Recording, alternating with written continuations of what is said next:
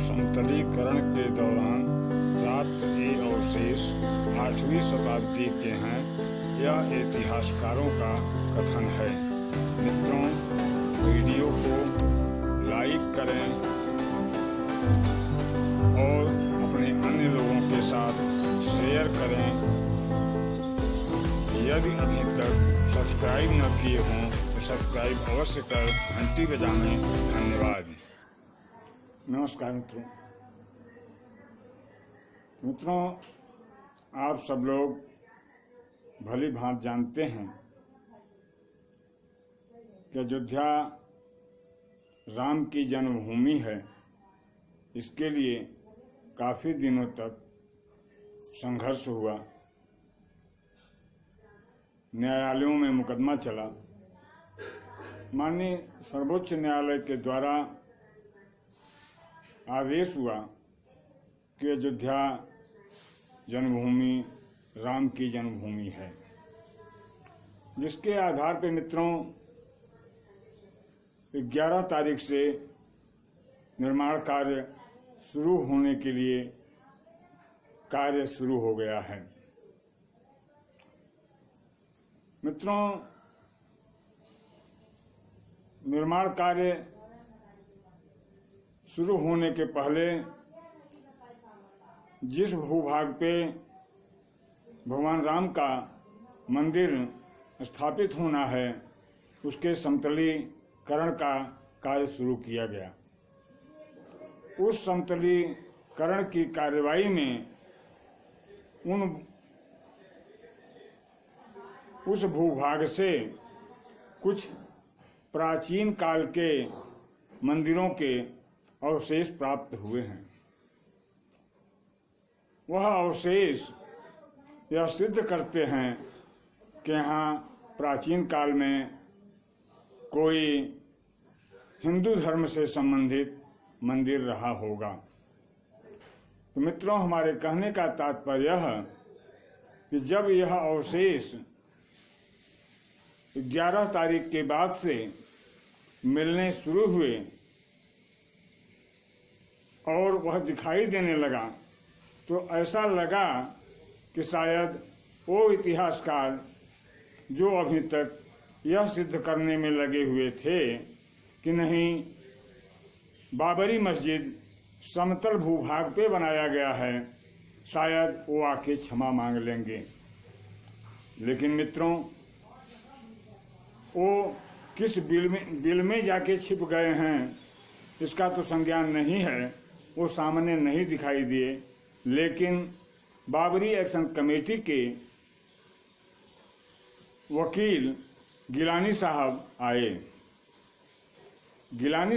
आए और एक नई चीज वो पुनः बोल गए जो कि उन्हें नहीं बोलना चाहिए था। उन्होंने कहा कि यह जो अवशेष प्राप्त हो रहे हैं वह आरएसएस और बीजेपी के द्वारा रखे गए अवशेष हैं। मित्रों, जिस भूभाग पे भगवान राम का मंदिर अभी तक स्थापित था वह एक टीला स्वरूप है। जिस भूभाग पे निर्माण होना है वह टीला के बगल में कुछ खाई टाइप का है, गड्ढा टाइप का है। तो मंदिर निर्माण के पहले यह योजना बनाई गई कि पहले उसको समतल कर दिया जाए, तब मंदिर का निर्माण शुरू हो। तो जो टीला स्वरूप जिस पर बाबरी मस्जिद पूर्व में स्थित थी, बाबर के द्वारा जो बनवाई गई थी, उस मस्जिद को हटने के बाद राम का मूर्ति वहाँ स्थापित था, उसको समतल करने के लिए कार्य हो रहा था। उसी समतलकरण करने में ये सारे अवशेष प्राप्त हुए हैं। तो मित्रों, हमारे कहने का मतलब इतने के बावजूद भी गिलानी साहब का यह कहना कि यह आरएसएस और विश्व हिंदू परिषद और बीजेपी के लोगों के द्वारा रखा गया अवशेष है, यह बड़े शर्म की बात है। मित्रों, और इतिहासकार तो मुंह छुपाए न जाने कहाँ बैठे हुए हैं वामपंथी एक शख्स आता है जिसका नाम लिया जाना उचित नहीं है, क्योंकि वो बहुत बड़ा इतिहासकार नहीं है, बहुत चर्चित इतिहासकार नहीं है, इसलिए उसकी चर्चा करना बुद्धिमानी नहीं होगी। वो क्या कहते हैं कि यह बौद्ध से संबंधित अवशेष हैं।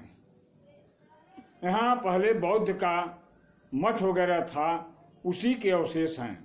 तो मित्रों, हमारे कहने का मतलब कि अभी तक क्या किसी ने यह बताया था कि बौद्धों के भवन को या बौद्धों के मठों को गिरा करके यह बाबरी मस्जिद बनाई गई? अभी तक यह सवाल किसी ने नहीं उठाया था।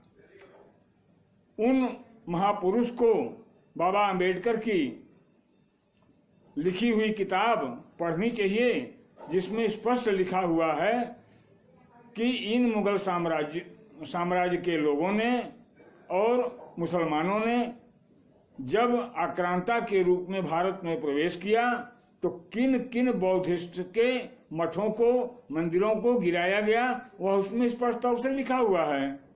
उसमें अयोध्या के किसी मठ का हवाला नहीं है। तो मित्रों, हमारे कहने का मतलब कि ये जो अभी तक फर्जी इतिहासकार, जिनके ऊपर शासन के काफी धन खर्च किए गए, शासन से उन्होंने धन प्राप्त किया और ये फर्जीफिकेशन का इतिहास तैयार करके जो देश को गुमराह किया, उनके विरुद्ध न्यायोचित कार्रवाई हम जनमानस के लोगों को करना चाहिए। इतना नहीं मित्रों, उन इतिहासकारों के सबूत जब माननीय हाईकोर्ट में प्रस्तुत हुआ था तो माननीय हाईकोर्ट के न्यायाधीश ने स्पष्ट शब्दों में कहा था कि ठीक है भाई, आपका इतिहास तो ये बताता है कि यहाँ समतल भूमि पे मस्जिद बनाई गई है, लेकिन जो वैज्ञानिक ढंग से अंदर की चीजों को दर्शाया गया है, क्या वह झूठ है? सैटेलाइट के द्वारा अंदर क्या क्या चीजें हैं उसको वैज्ञानिकों ने भली भांत दर्शाया था, जिसको हाई कोर्ट ने पढ़ा और उन इतिहासकारों को फटकार लगाई। इतने नहीं मित्रों, ये इतिहासकार हमारे देश के मुसलमान भाई को, हिंदू भाई को पूरी तरह से लड़ाने का प्रयास किया। वो इतिहासकार चीन के सभ्यता से जुड़े हुए हैं, लेफ्ट से संबंधित हैं, वो केवल हम भारतवासियों को लड़ाने का प्रयास करते हैं। उनके मठाधीश जेएनयू महाविद्यालय दिल्ली में बैठे हुए हैं, वे कुछ भी किसी ढंग का लेख फर्जी ढंग से लिख करके तमाम पत्र पत्रिकाओं में छपवाते रहते हैं, जिसका कोई अस्तित्व नहीं है। तो मित्रों, हमारे कहने का मतलब अभी तो समतलीकरण हुआ है। अभी जिस मंदिर का स्थापित होना है उस मंदिर को बनाने के पूर्व 40 फीट अंदर खुदाई करके मंदिर का निर्माण शुरू किया जाना है। अभी जब 40 फीट अंदर की जब खुदाई होगी तो और तमाम चीजें अभी निकलेंगी जो देखने को मिलेगा। मोहम्मद साहब वरिष्ठ इतिहासकार ने स्पष्ट शब्दों में कहा है कि यह अभिलेख, यह अवशेष जो प्राप्त हो रहे हैं वह राम के जन्मभूमि को सिद्ध करता है। ऐसी स्थिति में हम समस्त जनमानस से, विधि विशेषज्ञों से यह अनुरोध करूंगा और निवेदन करूंगा कि इन फर्जी इतिहासकारों के विरुद्ध न्यायोचित कार्रवाई किए जाने हेतु सक्षम न्यायालय में चाराजोई किया जाना चाहिए। मित्रों, राम के अस्तित्व को समाप्त करने के लिए जितने भी कुत्सित प्रयास किए जाने चाहिए वो लेफ्टिस्टों ने किया है। लेफ्ट का कार्य सिर्फ हमें आपको लड़ा करके अपनी राजनीति को सिद्ध करने का कार्य किया जाता है।